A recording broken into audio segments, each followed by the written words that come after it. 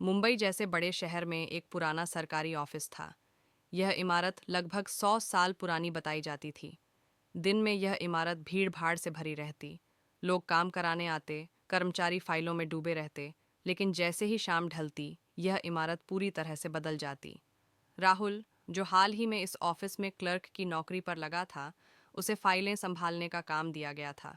पहले दिन सब सामान्य रहा, लेकिन तीसरे दिन उसे सीनियर बाबू मिश्रा जी ने कहा, राहुल, तीसरी मंजिल का रिकॉर्ड रूम बहुत बिखरा है।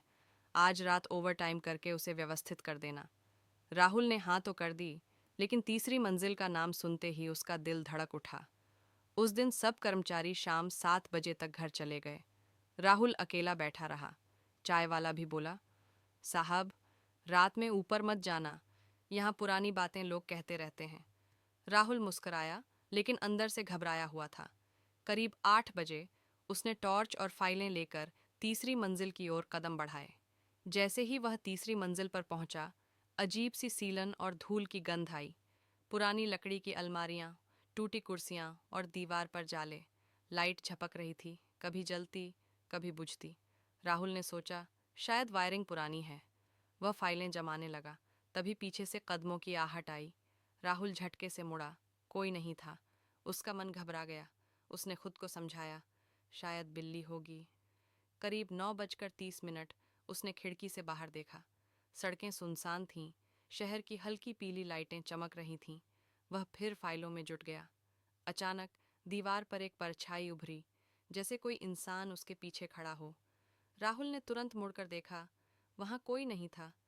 राहुल ने जब एक पुरानी रजिस्टर फाइल खोली, तो उसमें पन्नों पर खून जैसे लाल धब्बे थे, और एक पन्ने पर लिखा था, यहाँ कोई भी देर तक नहीं टिकता। उसके हाथ कांपने लगे। उसने सोचा, किसी ने मजाक किया होगा, लेकिन तुरंत उसके कानों में फुसफुसाहट सुनाई दी, चले जाओ। उसने टॉर्च घुमाई, पर वहां सिर्फ खाली कुर्सियां थीं।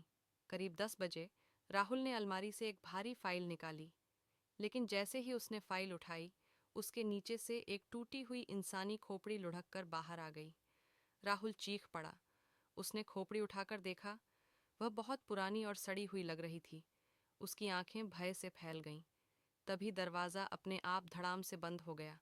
राहुल दौड़ा, लेकिन दरवाज़ा अंदर से ही लॉक हो चुका था। राहुल अब फंस चुका था। उसने खिड़की से बाहर झांका, लेकिन तीसरी मंजिल की खिड़कियां लोहे की सलाखों से जकड़ी थीं।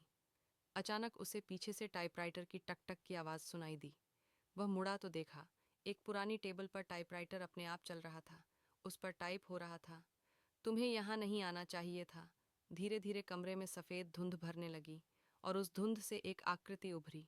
एक आदमी, फटे पुराने कोट में, जिसकी आंखें खाली और काली थीं। उसका चेहरा डरावना और विकृत था। उसने धीमे स्वर में कहा, यहाँ कभी काम करने वाला हर इंसान अपनी मौत पाता है। राहुल ने उसने पूछा, तुम कौन हो? वह आकृति बोली, मैं इस ऑफिस का पहला हेड क्लर्क था। यहाँ घोटाले का सच छुपाने के लिए मुझे मारकर यहीं दफना दिया गया था। अब जो भी रात में इस मंजिल पर आता है, उसे मैं चैन से नहीं रहने देता। राहुल ने हिम्मत जुटाई।